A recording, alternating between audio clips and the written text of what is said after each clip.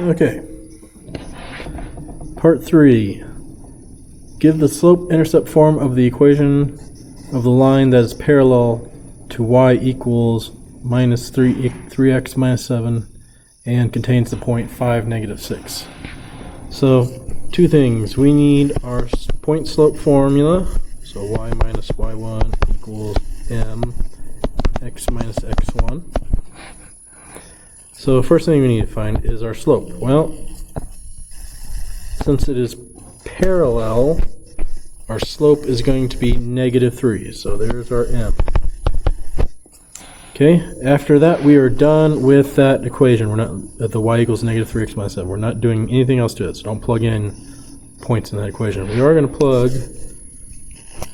the negative 6 here and the 5 into the x1, so our equation becomes y plus 6, because the negative minus the negative is a plus, equals negative 3 for m, x minus 5.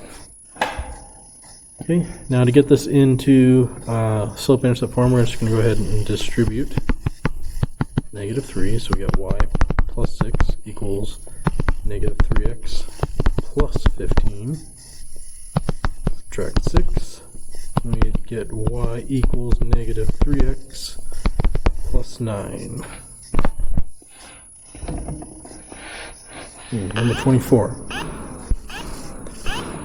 Triangle ABC shown in the diagram below is an isosceles triangle where AB equals AC. What is the measure in degrees of angle ABC? So we're looking for this angle right here. Well, we know that these two angles have to make 180 degrees. So 180 minus 124, that gives us 56. And since it's isosceles, those two angles have to be the same, so that is also 56, which is our answer. Number 25. Same sort of problem. We have an isosceles triangle, which means that this angle and this angle is the same, so this is also a 5x minus 50. And we know the two of those equal 180, so I can say that 5x minus 50 plus 5x equals 180. Double terms, 10x minus 50 equals 180. Add 50 to both sides, and we get 10x. 10x equal to 230.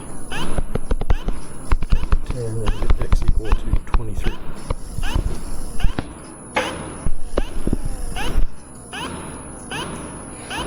Okay, are the lines y equals negative x plus 9 and 3x minus 3y equal 9 perpendicular? So we need to look at the slopes. So for the first slope, so slope 1,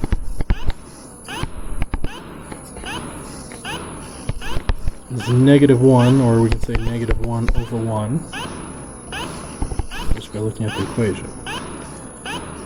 For slope 2, well, we need to do a little bit of work. We need to get y by itself in order to figure this one out. So I'm going to subtract 3x from both sides.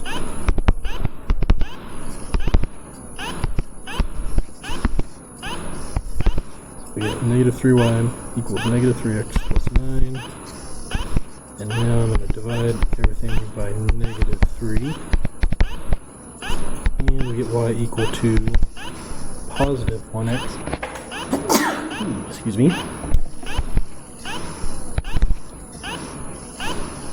Minus 3. So the slope of this one is 1 over 1. Okay? So perpendicular means, if it's perpendicular, we have to have opposite reciprocal.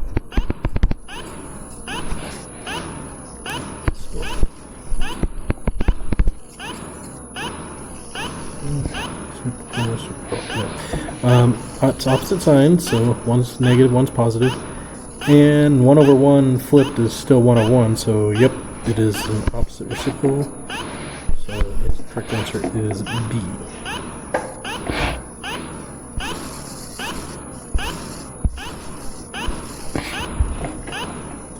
Okay, which two lines are parallel? So the slope of 1 is negative 5, 6. For 2, the slope is 3/5. So it can't be 1 and 2. And again, for number 3, we need to do some work to get y by itself. So I'm going to subtract 5x from both sides.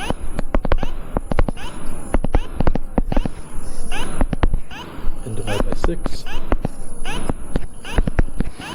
So then 3 really looks like y equals negative 5, 6x minus 1, 6, which the slope is 5, 6, so it's going to match with 1. So the correct answer is 1,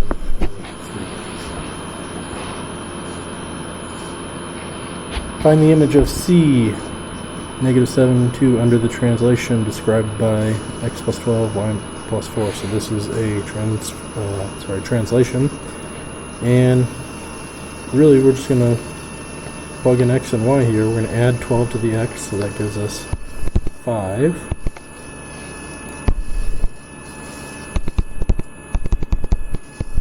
And we'll plug in 2 for the y, which is 5 and 6. So A.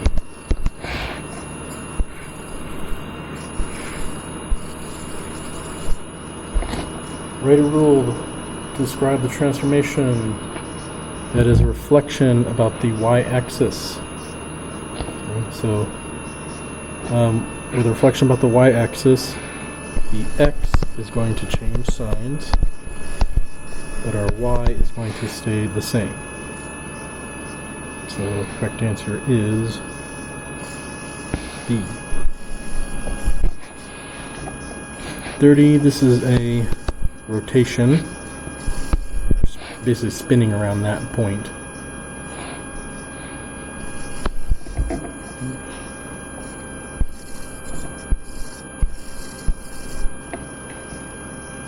Points B, D, and F are midpoints inside triangle ACE.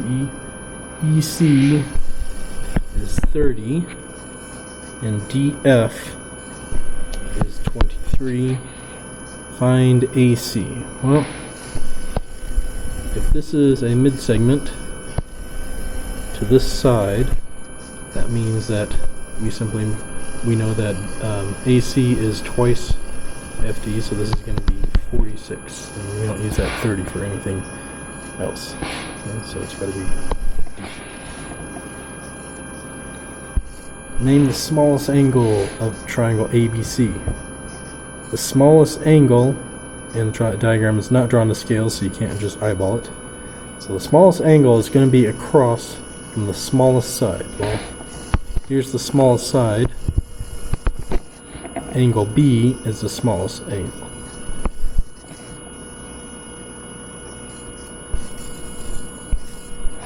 Which three lengths could form a triangle? Well, we know that the two smaller sides have to add up to be more than the biggest side. So 12 plus 5 equals 17, so it can't be A. 10 plus 15 does add up to be more than 24, so there's our correct answer.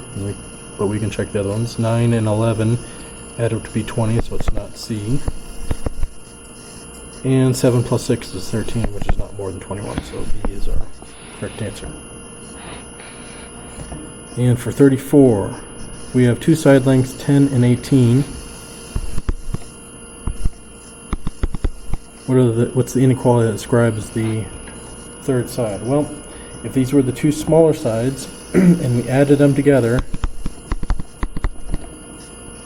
we would get 28. So our third side has got to be less than that. Okay. Or we could have the scenario where 18 is the biggest side And we're looking for our other short side. So if I subtract 10 from 18, we get 8. So in other words, if I had 8 plus 10, that gives me 18. So it's got to be greater than 8.